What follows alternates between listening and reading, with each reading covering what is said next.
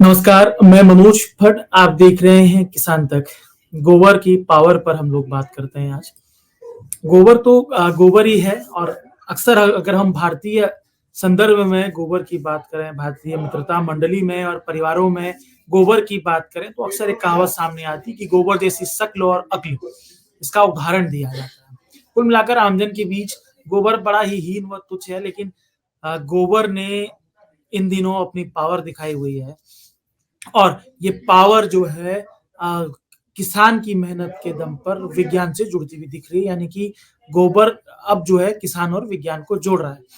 मैं जिसकी बात करता हूँ, अब बीते दिनों जापान ने गोबर से रॉकेट उड़ाने की एक परिकल्पना की, एक मॉडल बनाया है सफल, जो गाय की गोबर से जो बायो सीएनजी बनेगी, जो उससे वो गोबर उड़ाने की तैयारी है।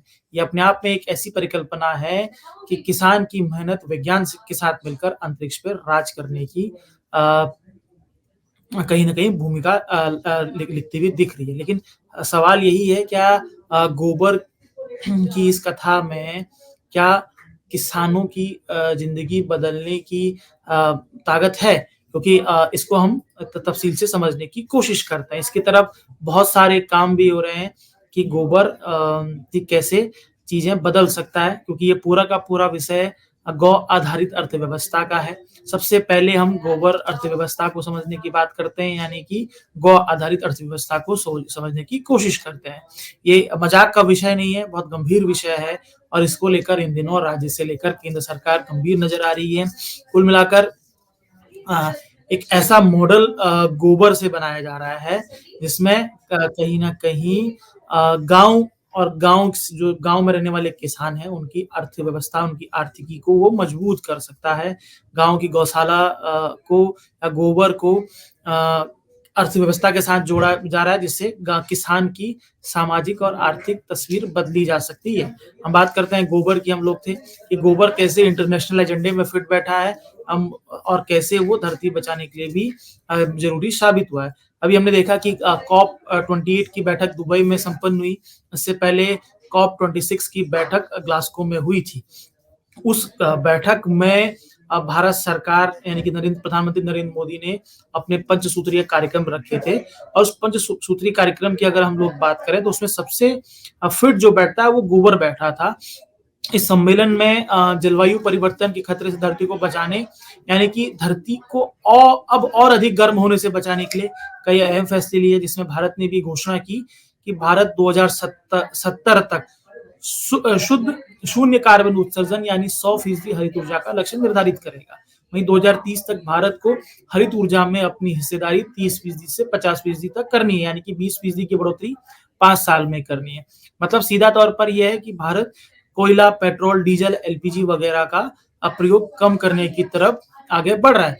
ऐसे में जो गोबर है वो इसका एक विकल्प बन के आता है। गोबर हरित ऊर्जा का एक प्रमुख सोर्स है, जिससे बायोगैस बन सकती है और ये जो सीएनजी है वो एक गोबर अर्थव्यवस्था का मॉडल है। और ये गोबर कहाँ से आएगा? किसान से आएगा। और ये जो मॉडल है, इस मॉडल को भारत प्रमुखता के साथ लीड करता हुआ दिखाई दे रहा है, क्योंकि भारत गाँव का देश है और गाँव की आत्मा गाय में बसती है और गाय से ही गोबर निकलता है और इस गोबर के सहारे एक ऐसी अर्थव्यवस्था की तरफ भारत बढ़ता हुआ दिख रहा है।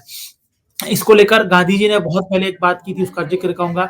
महात्मा गांधी ने अपने ग्राम स्वराज में गाय आधारित अर्थव्यवस्था की बात की थी। उन्होंने 100 साल पहले पर्यावरण और देश की अर्थव्यवस्था को बचाने के लिए गौ अर्थव्यवस्था की बात की थी। और हालाँकि इस बीच हम लोग वेस्टर्न मॉडल की तरफ डाइवर्ट हुए और हम कहीं न कहीं पेट्रोल, डीज़ल और जो बाकी और एनर्जी सोर्स हैं उसकी तरफ पहुँचे, लेकिन पर्यावरण को इस तरह से नुकसान हुआ है। अब वेस्टर्न मॉडल भी अपने आप को बदलने की कोशिश पे लगा हुआ है, जिसमें अमेरिका जो वेस्टर्न मॉडल का सबसे बड़ा पुरोधा है, वो इसके समाधान तलाश रहा है। अब अगर हम लोग बात करें गोबर को लेकर देश भर में क्या हो रहा है, कई राज्य सरकारें गोबर की सरकारी खरीद कर रही हैं। सबसे पहले शुरुआत छत्तीसगढ़ में हुई, इसके बाद हिमाचल में हुई और ऐसी कई राज्यों में गोबर की खरीद हो रही है। छत्तीसगढ़ ने इसकी तरफ एक कदम बहुत पहले बढ़ा लिया था। छत्तीसगढ़ में जो राज्य सरकार है, 500 बायोगैस प्लांट छत्तीसगढ़ ने लगाए हुए हैं, जो भाभा परमाणु अनुसंधान केंद्र के साथ काम करेंगे, जो एक बिजली जनरेट करेंगे, यानी कि कहीं न कहीं इलेक्ट्रिसिटी तैयार करने की भी बात है। इसकी तरफ नीति आयोग भी काम कर रहा है। नीति आयोग ने गोबर की उपयोगिता पर एक रिसर्च करवाई है। भारत सरकार का थिंक टैंक नीति आयोग है। उसने national council of applied economic research को गौशाला का अध्ययन करने को कहा था। उसकी रिपोर्ट भी बहुत, मुझे लगता है कि जल्दी आ जाएगी। कुल मिलाकर जो गौशाला अर्थव्यवस्था में सुधार के लिए ये काम है, और गौशाला अर्थव्यवस्था का मुख्य मकसद यही है कि गाय का दूध और उसके बाद गोबर और गौमूत्र का कहीं न कहीं इस्तेमाल किया जाए।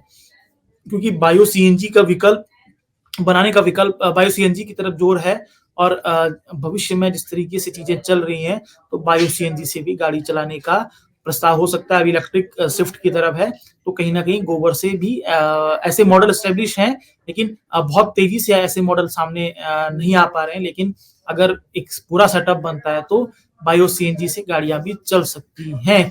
देश में प्राकृतिक खेती का रकबा लगातार बढ़ाने के लिए प्रयासरत है। हम लोग देख रहे हैं कि केंद्र सरकार ने किस तरीके से गंगा किनारे प्राकृतिक खेती के लिए चिन्हित कर दिया गया, और उस प्राकृतिक खेती का भी आधार गोबर ही है। ये समझने की जरूरत होगी कि कृषि मंत्रालय ने तकरीबन 9 लाख हेक्टेयर तक प्राकृतिक खेती को बढ़ाने का लक्ष्य रखा हुआ है। और जिस तरीके से खेती में रासायनिक उर्वरकों का प्रयोग हो रहा है, और हम देख रहे हैं कि कई जानलेवा बीमारियां का एक कारण रासायनिक उर्वरक बन रहे हैं, तो ऐसे में पूरी एग्रीकल्चर सिस्टम को बदलने की कवायद है। तो वो पूरा का पूरा पैटर्न जो इससे शिफ्ट होगा, ये कहीं ना कहीं गोबर बेस्ड ही है। अब अगर हम लोग बात करते हैं कि एक गाय कितना गोबर देती है, या तो ये समझने की बात हो गई है। इसको अगर हम समझें, हम ये भी समझेंगे कि भारत में कितनी गोबर क्षमता है, यानी कि भारत के पास कितनी गोबर पावर है, वो भी हम समझेंगे। लेकिन सबसे पहले समझने की कोशिश करते हैं कि एक गाय कितना गोबर देती है।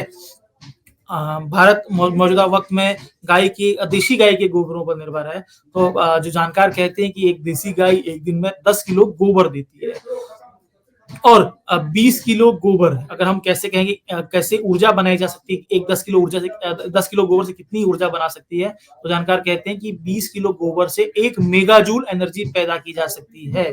और अगर हम बात करें तो 2019 में भारत में 30 हजार तकरीबन मवेशी थे, जिसमें तकरीबन 19,000 गाय थी और तकरीबन 10,000 भैंसें थी। अगर हम गाय के गोबर की बात करें, इसमें देशी गाय का आंकड़ा अभी सटीक नहीं है, लेकिन अगर हम मान भी लें कि 10 करोड़ गाय थी, तो ये समझा जा सकता है कि हम कितनी ऊर्जा बना सकते हैं। हालांकि केंद्र सरकार लगातार देश के अंदर देसी गायों का दायरा बढ़ाने की तरफ आगे बढ़ रहे हैं। अब हम समझेंगे कि अगर हमने ये गाय और गोबर की महत्ता की बात करी, अगर हम कहेंगे कि किसान की इससे कैसे आर्थिकी बदल सकती है, तो वो भी बहुत समझना होगा। पशुपालन मुख्यतः किसानों का ही पेशा है, और खेती का अगर हम मान कर चलें आधार ही पशुपालन है। कई राज्य सरकारें देसी गायों का पालन बढ़ाने के लिए कई तरह की योजनाएं लेकर आ रही हैं। कई ऐसे प्रोजेक्ट चलाए गए हैं जिसमें देसी गायों का गौवंश सुधार के लिए काम किया जा रहा है। तो ये ऐसे में किसान अगर देसी गाय बढ़ाते हैं, देसी गाय को पालते हैं और गोबर कलेक्ट करते हैं, तो गोबर कलेक्ट करने के साथ साथ गोबर की अगर एक बिक्री का एक पूरा मॉडल तैयार होता है, तो वो कहीं ना कहीं किसानों की आर्थिकी बदलने में बहुत मददगार साबित होगा। और ये गोबर जो कहीं ना कहीं हम लोग, फिर मैं कहूंगा कि एक आम भारतीय भाषा में गोबर की तुलना हीन दिन है, लेकिन वक्त के साथ गोबर अपनी महिमा दिखा रहा है, और इससे किसानों की आर्थिकी बदलने में गोबर बहुत महत्वपूर्ण भूमिका अदा कर सकता है। ये हमारी कोशिश थी। अगर आपको हमारी कोशिश पसंद आई है तो मैं लाइक कीजिए, शेयर कीजिए, सब्सक्राइब कीजिए, और इसी के साथ ही इजाजत दीजिए आप सबसे। फिर अगर ये वीडियो आपको पसंद आया है तो इसे लाइक जरूर करें। अगर चैनल अभी तक सब्सक्राइब नहीं किया है तो कर लें, और नोटिफिकेशन पाने के लिए बेल आइकन भी दबा दें।